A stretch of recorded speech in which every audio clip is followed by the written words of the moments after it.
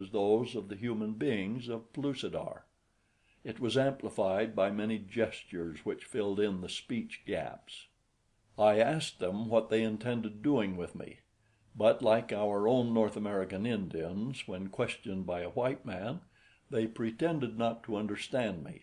One of them swung me to his shoulder as lightly as if I had been a shoat. He was a huge creature, as were his fellows, standing fully 7 feet upon his short legs and weighing considerably more than 1/4 ton. Two went ahead of my bearer and three behind. In this order we cut to the right through the forest to the foot of the hill, where precipitous cliffs appeared to bar our farther progress in this direction. But my escort never paused. Like ants upon a wall, they scaled that seemingly unscalable barrier, clinging, heaven knows how, to its ragged perpendicular face. During most of the short journey to the summit, I must admit that my hair stood on end. Presently, however, we topped the thing and stood upon the level mesa which crowned it. Immediately from all about, out of burrows and rough, rocky lairs, poured a perfect torrent of beasts similar to my captors. They clustered about, jabbering at my guards, and attempting to get their hands upon me, whether from curiosity or a desire to do me bodily harm I did not know, since my escort with bared fangs and heavy blows kept them off. Across the mesa we went, to stop at last before a large pile of rocks in which an opening appeared. Here my guards set me upon my feet and called out a word which sounded like gur gur gur, and which I later learned was the name of their king. Presently there emerged from the cavernous depths of the lair a monstrous creature scarred from 100 battles, almost hairless, and with an empty socket where one eye had been. The other eye, sheep-like in its mildness, gave the most startling appearance to the beast, which but for that single timid orb was the most fearsome thing that one could imagine. I had encountered the black, hairless, long-tailed ape, things of the mainland, the creatures which Perry thought might constitute the link between the higher orders of apes and man, but these brute men of Gur seemed to set that theory back to zero, for there was less similarity between the black ape men and these creatures than there was between the latter and man, while both had many human attributes, some of which were better developed in one species and some in the other. The black apes were hairless and built thatched huts in their arboreal retreats. They kept domesticated dogs and ruminants, in which respect they were farther advanced than the human beings of Pellucidar, but they appeared to have only a meager language and sported long ape-like tails. On the other hand, Gur's people were, for the most part, quite hairy, but they were tailless and had a language similar to that of the human race of Pellucidar, nor were they arboreal. Their skins, where skin showed, were white.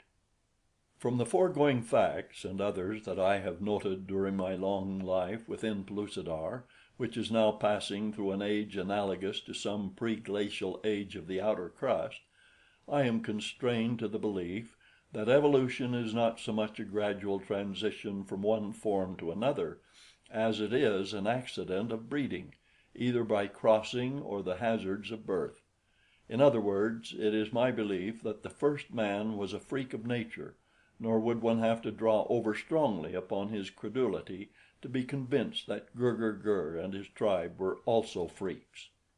The great man brute seated himself upon a flat rock, his throne, I imagine, just before the entrance to his lair. With elbows on knees and chin in palms, he regarded me intently through his lone sheep eye while one of my captors told of my taking. When all had been related, Gur questioned me. I shall not attempt to quote these people in their own abbreviated tongue. You would have even greater difficulty in interpreting them than did I. Instead, I shall put the words into their mouths which will carry to you the ideas which they intended to convey. "You are an enemy," was Gur's initial declaration. "You belong to the tribe of Hooja." Ah, so they knew Hooja, and he was their enemy. Good. "I am an enemy of Hooja," I replied. "He has stolen my mate, and I have come here to take her away from him and punish Hooja." "How could you do that alone?"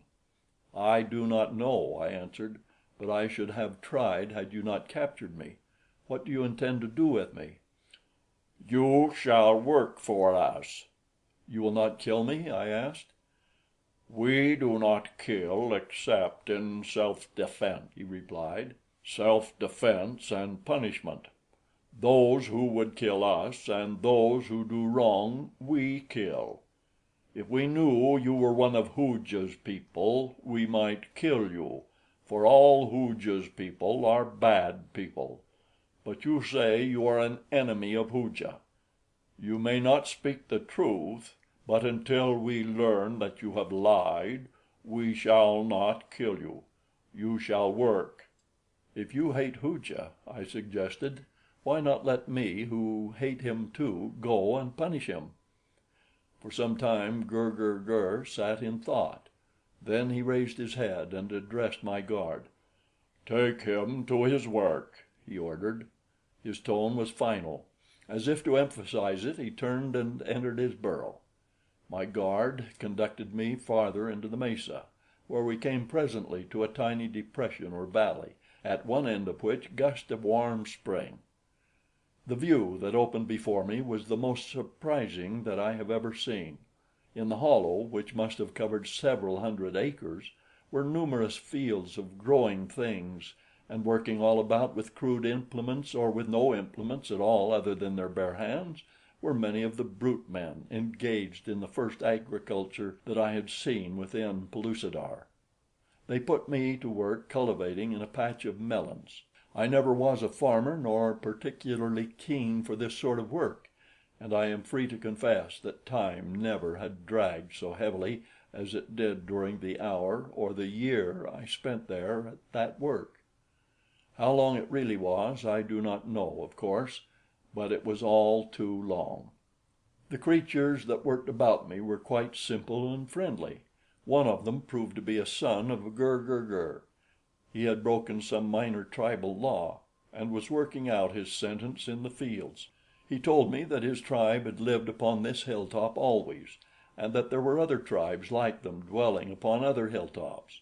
They had no wars, and had always lived in peace and harmony, menaced only by the larger carnivora of the island, until my kind had come under a creature called Hooja, and attacked and killed them when they chanced to descend from their natural fortresses to visit their fellows upon other lofty mesas. Now they were afraid, but some day they would go in a body and fall upon Hooja and his people and slay them all. I explained to him that I was Hooja's enemy, and asked, when they were ready to go, that I be allowed to go with them, or better still, that they let me go ahead and learn all that I could about the village where Hooja dwelt, so that they might attack it with the best chance of success. Gur's son seemed much impressed by my suggestion. He said that when he was through in the fields, he would speak to his father about the matter. Some time after this, Gur came through the fields where we were, and his son spoke to him upon the subject; but the old gentleman was evidently in anything but a good humor, for he cuffed the youngster, and turning upon me, informed me that he was convinced that I had lied to him, and that I was one of Hooja's people. "Wherefore," he concluded, "we shall slay you as soon as the melons are cultivated. Hasten, therefore." And hasten I did. I hastened to cultivate the weeds which grew among the melon vines. Where there had been one sickly weed before, I nourished two healthy ones. When I found a particularly promising variety of weed growing elsewhere than among the melons, I forthwith dug it up and transplanted it among my charges. My masters did not seem to realize my perfidy. They saw me always laboring diligently in the melon patch, and as time enters not into the reckoning of Pellucidarians, even of human beings and much less of brutes and half brutes, I might have lived on indefinitely through this subterfuge had not that occurred which took me out of the melon patch for good and all. End of chapter 8.